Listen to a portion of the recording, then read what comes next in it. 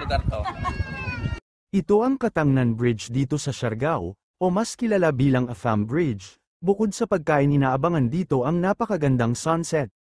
Kaya naman perfect pumunta dito alas 5 ng hapon. Ang daming pumupunta dito hindi lang Pinoy kundi pati na rin mga foreigner kaya tinawag na itong Afam Bridge.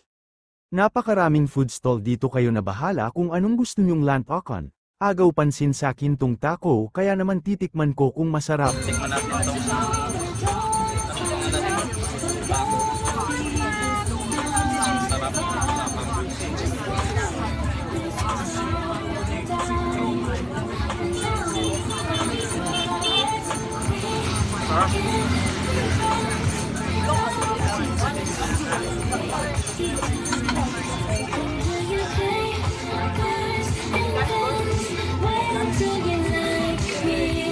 Nandito rin yung mga paborito nating street foods, tulad ng kwek-kwek, isaw, at iba pa, na talaga naman sobrang sarap.